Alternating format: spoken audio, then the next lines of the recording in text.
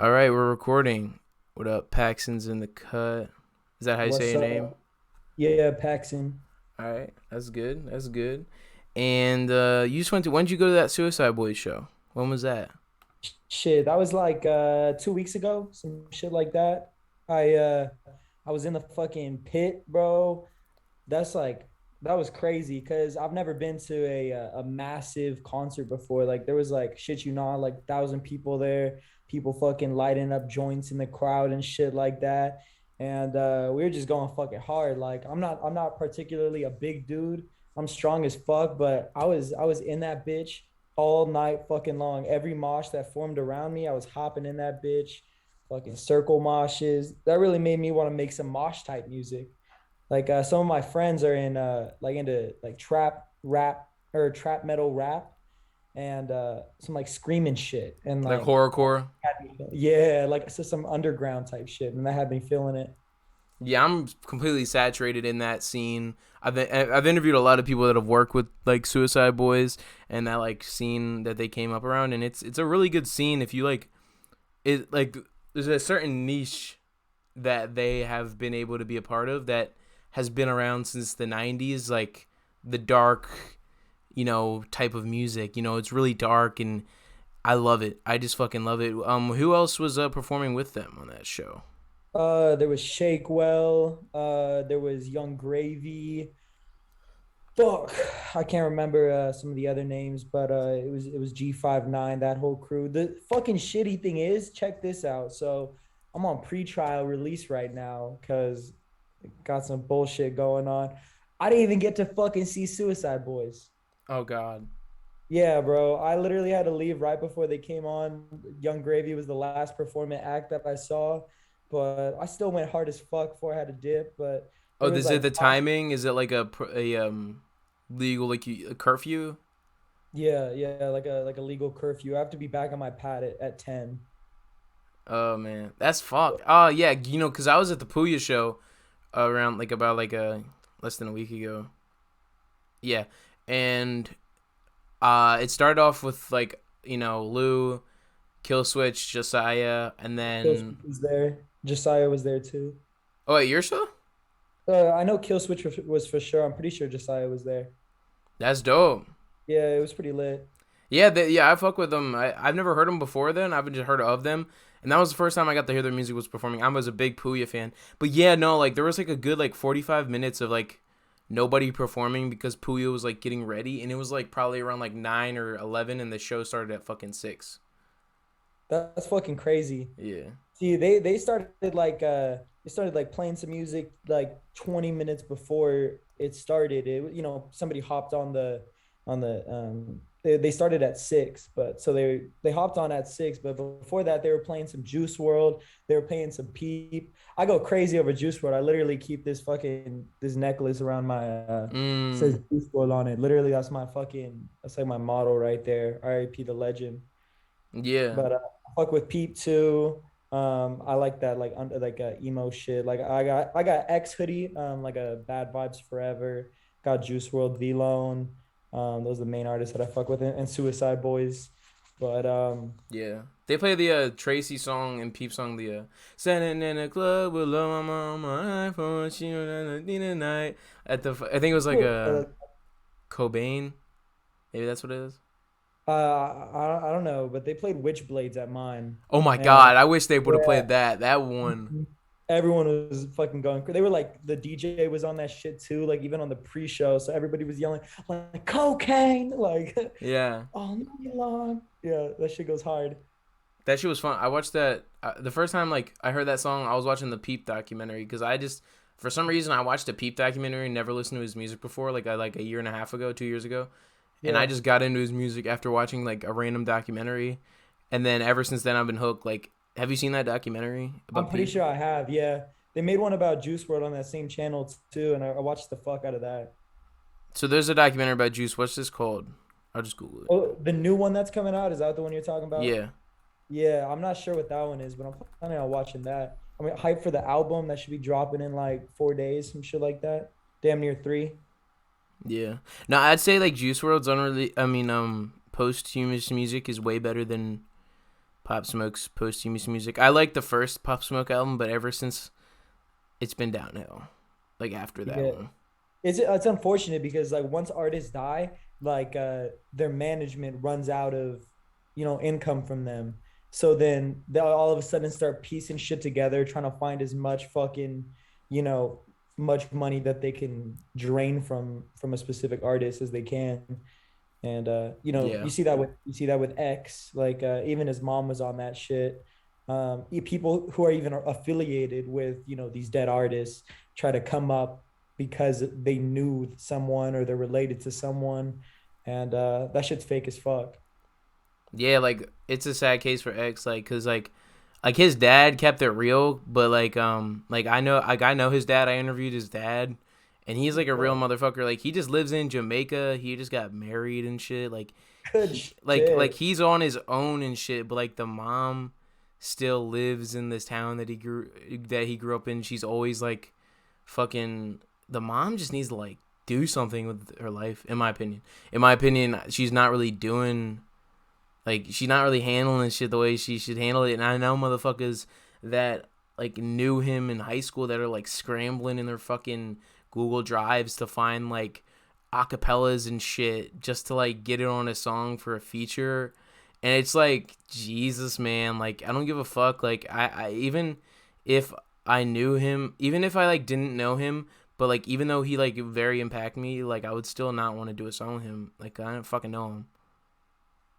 Yeah, it's fucked up because like I've even learned this from like personal experience after I've like cut people off or some shit, but people really are just in it for their own benefit. Like there's like I would have to argue that there's like no such thing, or at least it's a very, very rare thing that you're gonna find where somebody's actually down for who you are, except rather than your potential or some shit that you can do for them. Like people just look for their own way to prosper and thrive. Yeah, like I got a click I'm in, and we do like we try and put out a tape every couple months, like a group click tape, rap tape, and I'm always talking with them. I'm like the people that are going through it, shit. And some tapes, people members aren't able to be on it, and I'm not gonna fucking force them to be on some shit because they're going through shit. You know what I mean? Like that's not how you should. Like even though I'm the head of this shit, you can't force motherfuckers that are like just got like laid off and shit that gotta go to job interviews. You can't force them to like fucking throw you a 16 when they're like going to job interviews every day trying to pay rent. You know what I mean? For real, bro. Yeah.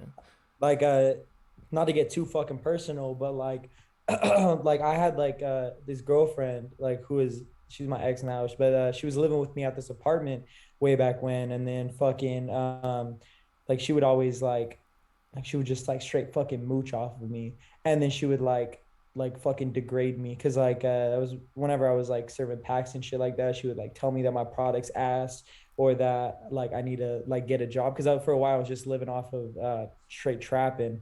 And I was like, damn, boo, like I'm supposed to fucking love you. You're supposed to love me. Like, what the fuck is this? Like, why are you trying to take away, who I am? Yeah. Like, be your own person.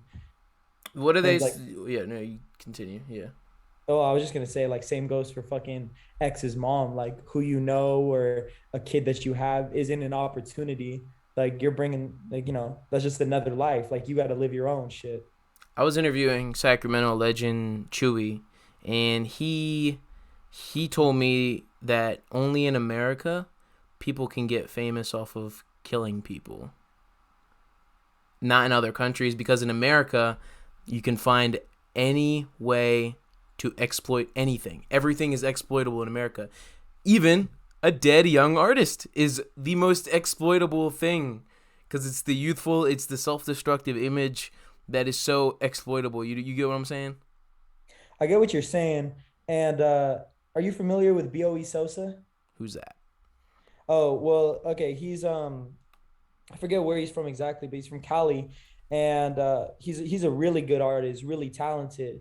But the song that he blew up on was "First Day Out," Oh and yeah, yeah, yeah, yeah. yeah, yeah, right. And the clip in it is a news reporting saying like, oh, he robbed someone broad daylight for 3 pounds of marijuana. And like that kind of feeds in exactly to what you're saying. Like he blew up because he did some stupid fucking violent shit. And like, no disrespect to him, like he's a fucking very talented artist, he bout that shit. But on the same front, like it's crazy that you can blow up off of some real stupid shit. Like throwing your Yeah. life away, like I don't think throwing your life away is cool. Like I would never fucking never snitch on myself. Like I would never fucking out for when I wouldn't snitch on anybody, but I wouldn't snitch on myself, and I wouldn't go do some stupid shit that can take away my freedom or take away my life just for a little bit of clout. And it's worked successfully in a lot of cases. Like, you even see, you know, huge artists like Uzi, that fucking diamond in his head. Yeah. Oh Like my God, that hurt. yeah, dude. And that was a straight risk. Like, imagine if like five dudes pulled up in a fucking minivan. Like, damn, that's a $10 million lick. Or imagine if that surgery went wrong, but that got him hella fucking clout. And Yeah. he didn't even necessarily need it, but that's what it did. Well, it seems like in your music, you're not like really glamorizing any like quote unquote activities you go into. Like, I mean, even in the name, it's like ghetto circumstances. Like, it's showing like what the fucking circumstances are. You're not like saying that it's like, oh my God, my life's like this. Yay. You're like, it's kind of somber in a way. Yeah, and like that's kind of like the point because, for one, I grew up in Cali. I only moved here a couple years ago, but in both places, I've seen people do some real fucked up shit, and honestly, like I've done some fucked up shit, and that shit weighs on me. Like, like for one, like trapping is not fucking cool. Like like a something that you got to do. That's not something that you should want to do. Or, having to cause violence upon another person, like that's not something that, you should do. Like that should be avoided at all costs. Like I've been in so many fucking fights, like especially as an adolescent, like I was pretty troubled, and because of that I would resort to being physical with fools. And I look back on that and I'm like, damn, like I wish that I could have like resolved that better, because inflicting pain upon another person, that's doesn't even necessarily make you feel better. Like all it does is fucking make the entire situation worse. And I try to spread that through my music. Like, I'm not affiliated to any clique or fucking gang or anything like that, but I know some, I got some close homies who are, and they've told me about the shit that weighs on their mind, and they tell me that they fucking can barely sleep at night because of the shit in their past. And I'm like, you know, it, what goes around comes around. You're not going to be better off doing something bad. Mm, yeah. That's kind of the way that I think about it. And like, I try to portray that.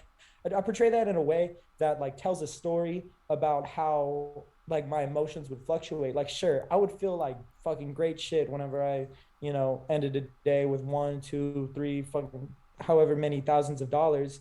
But on the same front, I would be like, damn, is this what my life is really worth? Or is this, the path that I want to take for true success and true like mental peace? Like I don't weigh success on the amount of money that someone has, or the amount of views that they have. Like it's really all about your mental state. If you can be happy with yourself and you can live in a positive environment, then you're fucking succeeding. Are you in a positive environment now? No, I definitely wouldn't say so. Why is that? I just This whole court shit, they got you stuck in a loop. Like they don't want to see you win, which is pretty fucking unfortunate. Like currently I'm, facing a couple felonies, and that weighs on me because my dad, he's been a felon, and like my grandpa was like my father figure. And I've had some calls with him since then, and he's made some jokes like saying like, oh, like, like father like son essentially. And I don't want to be like that. Like the shit that I'm like a felon for, it's like, or might be a felon for, it's not necessarily bad shit. It's like selling drugs. And like I'm not selling pills. Like I don't fuck with pills. That's one thing. I've met too many fucking opioid addicts, and I pray for them, hope that they fucking find themselves and do better. We've lost Juice, we've lost Peep, we've lost Mac. So many fools have been lost to drugs. But regardless, my fucking bad. I go off on tangents. I got ADHD. Yeah. um, and also on that same front, like, living that lifestyle of like trapping, it attracts fake people because when you have money, when you have something, something, something, people want it. Like, there was this one fool, and this one, he's a producer, like, producer and artist, and they're my close ass homies. I would go over their house every fucking day. I would, text them all the time. Like, we were tight as fuck. But then, like, once I started, like, trapping or whatever, like, I just noticed a change in them. So then I confronted him about it, and I was like, hey, like, what the fuck is up with this? Like, it seems like, for one, you never want to pitch, you never want to, do anything other than fucking smoke my shit. You never want to do et cetera, et cetera. And his response was like, his fucking rebuttal to that was, you're a drug dealer. Like, dude, that ain't what the fuck. Doesn't matter what I'm doing. Why the fuck are you changing? Or, some fools that I would call my friends, like, who only know me by my alias or only hit me up for shit. Like, I've just had to cut them all off, and it kind of fucking sucks. Like, that's what I'm undergoing right now, because I'm slowly learning who's actually going to be there for you. Because I'm at a kind of a fucking low key shitty spot because fighting these charges. My mom just went back to Cali right before Thanksgiving, so fucking holidays. I'm just chilling by myself, and Mm. being sober really like runs your fucking mind. Like, I haven't been sober in years, but all of a sudden, because of this, my piss gets tested, and I'm not stupid enough to risk going back to prison just for some ease of mind, and that's kind of helped me like see the world a bit clearer. And this world's fucked up, so that's kind of like where I'm at right now. But really, it can only go up. I have big dreams for my music. I got big dreams just for my future in general. And I really know that I have the talent to achieve it. And I want to be able to express myself, have an impact on other people, and, try to give back for, those I meet along the way that are really true. And some of those who have stuck by my side through this whole time. Like my producer, like, he's like one of my fucking best homies, and that fool's down to earth. I fuck with that fool heavy. My homie, who be banging and shit like that, like, he's coming up with me no matter what. He's risking some fucking time too. I tell him, like, doesn't matter how much time you fucking spend in that bitch, I'm picking you up once you get out of there. Or even my mom or even my grandpa, people like those that I truly trust, like, with all my heart. Who's this producer? What's his name? His name's Matt Helfer. He went by AKA Astro Beats. So like, what songs do you have out are produced by him, and when did you start working with Um, him? he Solo and Cold, my first two songs, and he engineered these songs for um, Preach and Ghetto Circumstances. I showed him your review, and then he was like, "Fuck yeah, I feel like I did a great job engineering that." But those beats were made by somebody named Vitomic. He's hella cool as fuck too. He gave me like a deal on exclusive beats, and he says that he wants to work with me and expresses his liking to my music. So fuck it, he's gonna get some too. That's good. When was like the first time you ever like hopped in the studio to record anything? Well, like the official studio, like one with full fucking setup, isolation room, mixing table, MIDI keyboard, all that shit was only about 2 months ago at this point. But I've been making music, developing my shit for probably around 3 years now. And it started off on a fucking, like, you got a snowball mic, and Yeah. Yeah. and just gaming headsets. And I would just go, oh, blank type beats on YouTube, and then I would just sit there for anywhere from 20 minutes to an hour fucking writing out a song. And then I might record it, I might not. I have hella fucking songs that I haven't recorded that are just chilling on my computer that I probably won't ever touch. But it'd be kind of cool to have like a Juice World type thing where I have a shit ton of unreleased, so that like my true fans would be able to kind of hear my wide range of expression that I have. But yeah, it originally just started as freestyling, and then it kind of grew to a more of a passion for the lyrical aspect of it. You know what's crazy though is like I found myself in this like sort of like music and underground industry, whatever it is, and it's so like interesting to see like how like much shit has changed in terms of like what is power in a man or an artist or an individual, and how you see like people fighting at the Bone Thugs and Harmony and 3 6 Mafia show about it's essentially like 60-year-old guys fighting over whose poetry's better. You know what I mean? Like, isn't it crazy that out of all the times in history, we are in a time where like poetry is very much so it's valued more than it ever has been. Like, you ever consider that you're blessed to be in this like time frame, but at the same time not? But like what do you think of that? In like that aspect, like, of course there's a lot of like fucking toxic ass things that follow our generation. Like I feel like most of social media is just toxic as fuck, little 5 second dopamine hits. But when it comes to, music and poetry, like, I am really blessed to be able to be a part of that. Like listening to Juice World, or listening to X, or fucking Betrayed by Lil Xan, or Eminem. That's who I grew up on. All these people are able to express emotion, and you're not even talking to them. All you are doing is listening to them, listening to the emotions that they convey through a digital platform. And I feel like it really has saved a shit ton of people, because not only do you get to hear that you're not alone in this world, you get to learn from other people's experiences. There's a wide array of culture that you can learn from. Like, I don't understand how the fuck people are still so close-minded when you can listen to another person or see another person and learn about their culture so easily. Yeah, And yeah, yeah. respect that shit.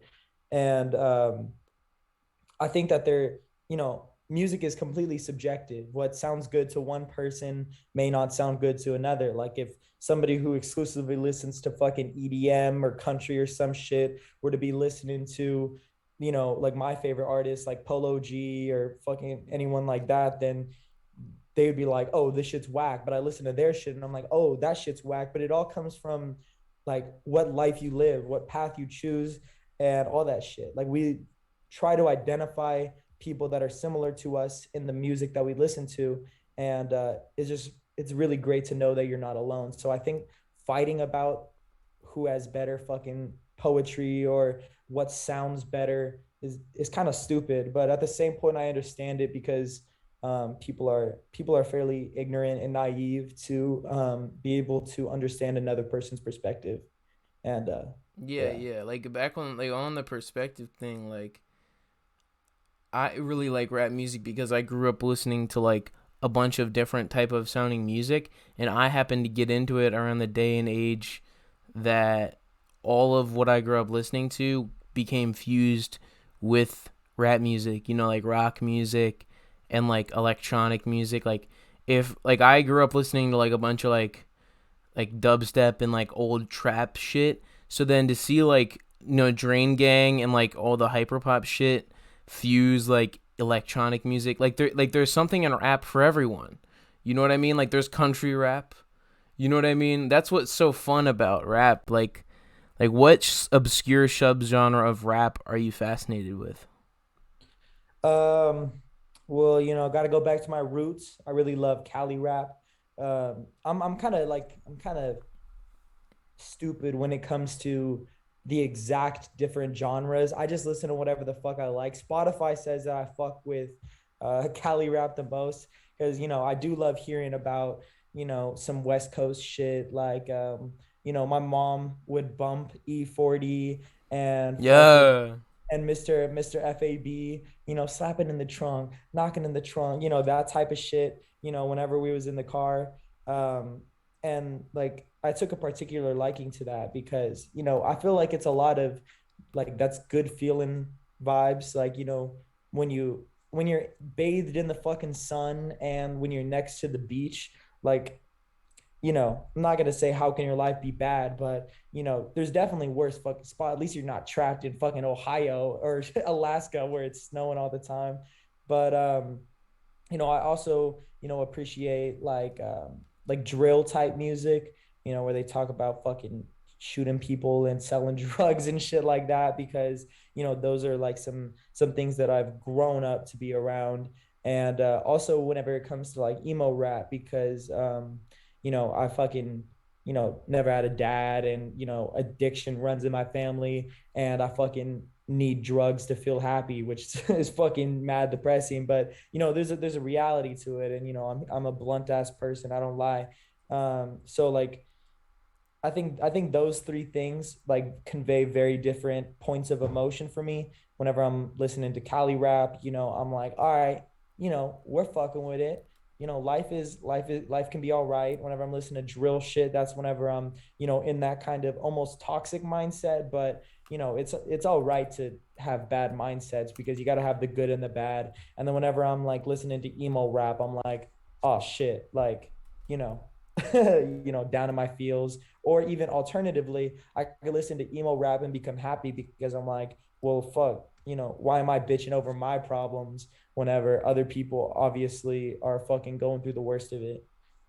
Yeah, that's why like I could never shit on someone for like listening to too much sad music and shit like that. Like I hate the people that are like, "Oh, you shouldn't be listening to all that sad music," or like doing stuff that makes you sad. But it's like I think whoever created this world, they've made substances that imitate neurotransmitters for a reason, because they want people to like get the fuck away from like reality, because reality is like any point in history, someone in reality has tried to like take control or take advantage of someone. It doesn't matter what fucking time period you live in, it's gonna happen. Somebody's gonna fuck you over. So I think it's like you can't get mad at someone for like fucking listening to all that sad shit. Like, what's the first type of sad music like that you really started fucking with? Like, what's the first couple sad songs or artists that you started fucking with at a young age? So, exclusively whenever I was young, for some fucking reason, I would only, I mean, the great artists, but I would exclusively listen to Eminem, K. Dot, J. Cole, and then like a little later into my childhood, I would listen to Hobson. So like, there's some sad songs by Eminem, or J. Cole or whatever like that. But I'd say one of the first songs that I listened to, that was like sad, that I really fell in love with, was like Nocturnal Rainbows by Hobson. And I don't know if that's necessarily like too much of a sad one. It's very introspective. So, Yeah. it talks about whether there's a God, people being fake. And he does it in such an articulate and intelligent way. But then after that, I would have to say, um, for without a doubt, it was XXX Tentacion's just entire 17 album, because One of the like what best happened. rap albums. Oh yeah, one fucking legendary. See, I had a very negative perspective of modern hip hop until I listened to that album. Yeah, same. I would listen to, like, I like Travis Scott now, but I would listen to Travis Scott back then. Goosebumps was the first song that I heard by him, and I'd be like, okay, well, this shit's kind of whack. Like, I'm not really fucking with it, not my vibe. But it was like, blowing up. But I kind of stayed away from that. But then I listened to that album, and then I was like, okay, there might be something here. So then I started listening a bit to Lil Xan, and I really liked the song "Betrayed." Um, and I was really fucking with that, and I explored him some more. And then where it all fucking hit off, Lyrical Lemonades, Cole Bennett. I'm sure you know him by both aliases, but the music video for "All Girls Are the Same" by Juice World dropped, and Mm. that kind of like led me into a deep dive for the appreciation of modern hip hop, and I fell in love with him. I listened to that entire album, and then I was like fucking liking a bunch of shit from Juice World on his page, and then I saw that there was unreleased music. I was like, hold the fuck up! So then I started exploring all of that shit, and that was whenever I was still like living with my mom, and still like young. But that music really spoke to me, because I don't know. I was just fucking. I've Yeah. battled with depression all my life, so like hearing someone talk about that so openly was like kind of nice. Cole Bennett has the similar effect that No Jumper and Adam 22 had for podcasting, but for music videos. Because not everybody, but in a lot of small rap communities around the country, ever since Cole did his thing, there was always a guy who did shot like cheap music videos for his community.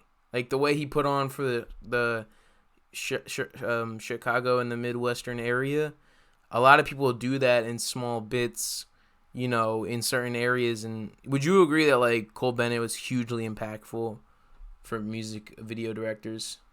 I definitely think so. Like I've seen, a couple, quite a few, artists who are like, artists meaning in this sense the video director, fucking editors, kind of do the same effects with like, the sharp, vibrant glow lines that surround certain objects and Yeah. like the smooth ass transitions and like just the mass animation that goes into it. Like I definitely see a lot of similarities between that. But I mean, when somebody comes in the game, has their own unique style and blows the fuck up, without a doubt, there's going to be people who appreciate that and who are going to reflect on that in their own art. I wouldn't even say like copy it. Like I feel like copying is a disrespectful term. Just because somebody did it first doesn't mean that it's exclusively their right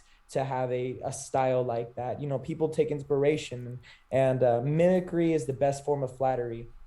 So Yeah, like if I use a similar sounding synth like in one song and then like somebody uses a similar sounding synth like I can't help that like we use the same software, you know what I mean? Or I listen or the BPM's the same, like it's easy to like accidentally copy shit. And I feel like a lot of people like everybody tries to be Soldier Boy, everybody tries to be the first, and that's like counterproductive, you know? yeah, It's very counterproductive to have that fucking mentality and shit like that. But so Mundy, right? yeah, yeah. How'd you ever meet Talk with Mundy at all? So it was on like my old account. I got fucking what but he emailed me on Paxxin the Goat at Gmail, and he was essentially was like, yo, like I'm fucking with your music, and I'm trying to like low key help you get put on. Like I'm not trying to sign you or nothing like that. I just want to like teach you some marketing, you know, some things that'll help you market your music. So then I was like, okay, fuck, I like that was after my first or second song dropped, and I was hyped. I was like, damn, this shit finna be a breeze. But it's definitely not, because I'm an artist, I'm a lyricist, and it's a lot harder to market than a lot of people would think. And he's kind of like helped me there. He like wrote something on the Medium for me, and then I was like, yo, like, do you have any like podcasters or some shit that you're tight with that I can help get put on with? Because I'm trying to like expand my name, trying to definitely get it bigger, Right because on. I feel like once I have traction, not only will that inspire me more, because then I'll be seeing direct results from my music, but it'll also lead to more quality content, because in that sense, I'll be like, okay, like this is a true career that is actively developing. Like, I have faith that it will eventually become a career, but there's nothing to necessarily replicate or like, to show Guarantee. that faith. Okay. Yeah. Yeah, exactly. And once I see a reaction out of my actions, then I think that would definitely help my state of mind and my music develop overall. What's like one thing that you want to like achieve like in your life that people would either not expect that you want, or just something that you like really want to achieve either with music or without music in your life? I definitely want to, it's kind of a, it all revolves around helping people. Like, I would love to be able to be rich enough that I can like supply people a free education. Or I would love to be able to, help like in a one-on-one connection, not just like give money or anything like that, to like homeless people. Because I feel like a lot of like homeless people, like they have their own issues. And sure, like money is low key the root of a lot of fucking issues, whether you have too much and you start, drowning in that wealth, or you have too little and you drown in your own fucking poverty. Um, like there's a lot of things that can be remedied by that, but I also feel at the same point, um, being able to try and change people's mindsets is a grave importance. And that's kind of like with going back to with my music, how there's like somber aspects to it.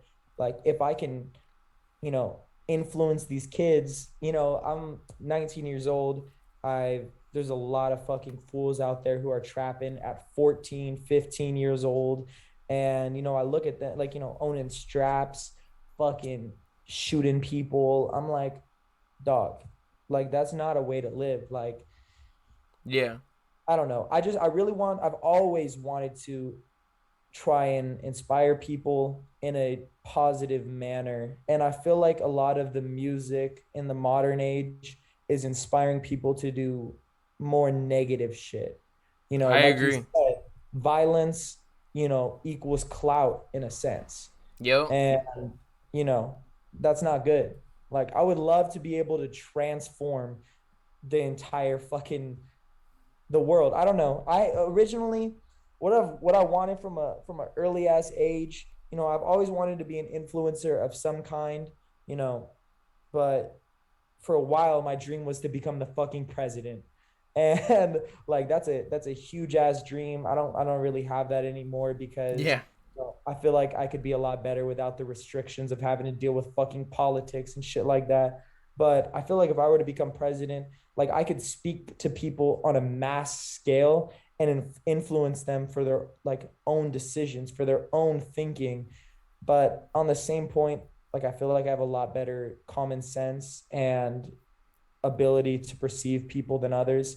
So I yeah. don't know. There's a lot of things that I can't change, but really the root of all things is that I would love to be able to impact a grand, like a massive fucking group of people. And if I can truly change the lives of a select few, that's great too.